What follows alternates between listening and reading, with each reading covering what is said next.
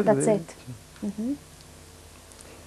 וזוכר, הגטו היה לגמרי ריק מאדם, ואני פוסע לבד לשער. באיזה שעה זה היה? בשעות אחרי הצהריים.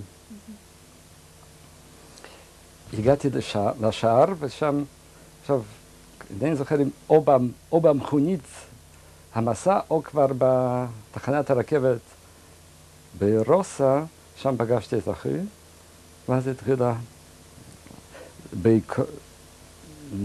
התחילה הדרך אל המחנות.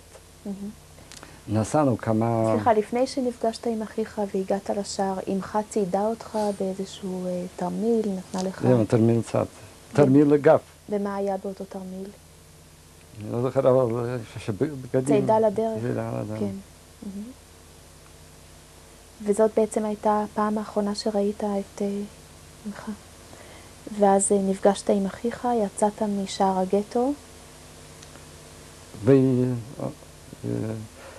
כמה לילות, כמה ימים נסענו אז אני זוכר שעברנו, היה פחד בקרון מהמילה פונר שהצלחנו לעבור. אבל עברנו את פונר, כי לא היה ידוע. עברנו את פונר והגענו למחנה ראשון. כשאתה אומר עברתם, אז כבר הייתם בקרונות רכבת. הייתי בקרונות רכבת. אתה מוכן לתאר את אותה נסיעה, את התנאים בקרונות? קרונות מסע כמובן, צפיפות גדולה מאוד, חילקו לנו כיכרות לחם כמה. היו תחנות שנתנו לנו לצאת, לשתות של מים, לצרכים.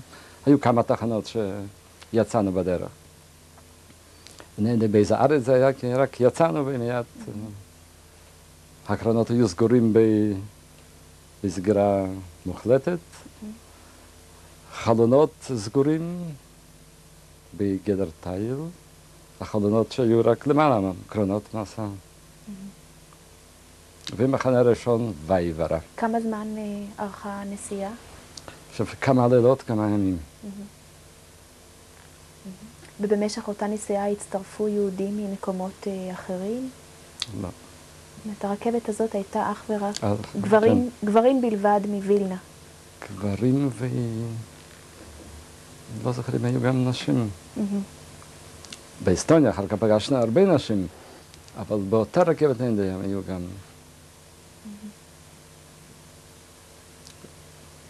מחנה ראשון וייברה, היינו שם תקופה קצרה מאוד, אולי שבוע, שבועיים.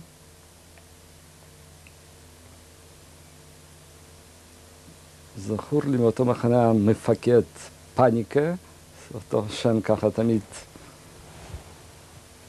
זכור. זה המפקד הראשון של מחנה באסטוניה. כאן קיבלנו לראשונה בגדי אסירים. בגדים מפוספסים? כן. אני חושב שבמחנה זה קיבלנו את המספר שליווה אותנו, מספר שהיה קשור על הבגדים, על הגב ועל החזה, 819. זה היה המספר שהלך איתך לאורך כל הדרך במחנות השונים באסטוניה. ושל אחי היה 818. אם אנחנו מדברים... רק לא מזמן, כשחיברתי את 819, יצא 18. אבל זה כמובן מקרה חי. אם אנחנו מדברים על מחנה המעבר וייברה, מחנה הראשון, בו למעשה חשת טרנספורמציה מן הגטו לעולם המחנות, הטרנספורמציה מאדם לאסיר. האם אכן בווייברה חשת את המושג של את הטרנספורמציה היא המעבר מאדם לאסיר, או שזה הכל התנהל בצורה אוטומטית, לא היה זמן לחשוב, לא היה זמן להתפלסף עם עצמך? פה התחילה הרגשה הראשונה של רעב אמיתי, שליווה אותנו... כבר בווייברה? כי שם התחילה החלוקה של הלך של 300, החלוקה ללחם זה 3 פרוסות. מאז, וזה ליווה במשך, היו מחנות יותר טובים, יותר גרועים, אבל זה הרגשת הרעב התמידי. זה התחיל ויברא. אתה יכול לתאר את שלבי הקליטה הראשוניים לאחר הירידה מן הקרונות? נחזור קצת אחורה. שם פגשנו יהודים, אותם יהודים שהגיעו למחנות באסטוניה, עדיין היו שהגיעו 3 שבועות לפני זה. זאת אומרת, מהטרנספורטים הקודמים. כן. אתם הייתם חלק מהם, מהטרנספורט. זה אחר כך נודע לי, שחלק מהם עובר, באסטוניה היו איזה 24 מחנות. כן. אז חלק עובר למחנות אחרים, חלק צורב אלינו להמשך.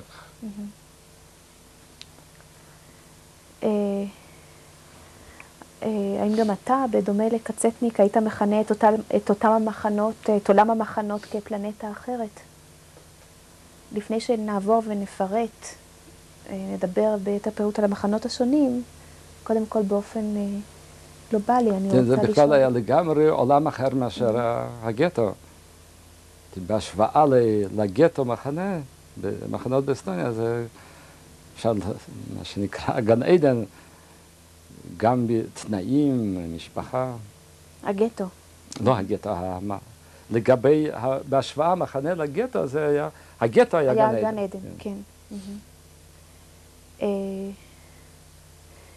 באיזה מחנות עברת? לאחר מכן, גם תקופה קצרה מאוד, פיפיקונים, מחנה, זכו לי מאוד בוצי, צריפים פיניים, עם מפקד אכזרי מאוד, שנאבל,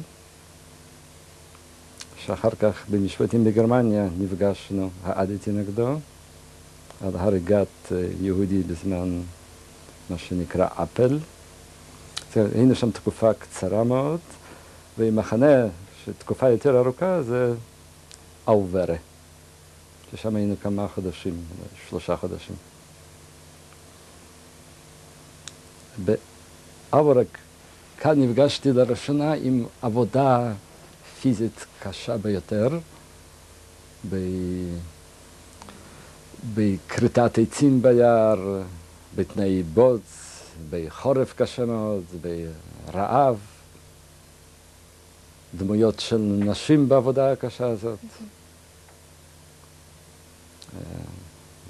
הלחם, ומכאן מחלת הטיפוס. היה צריף לחולים. התחלת הסימפטומים של המחלה זה כתמים אדומים וחום גבוה מאוד.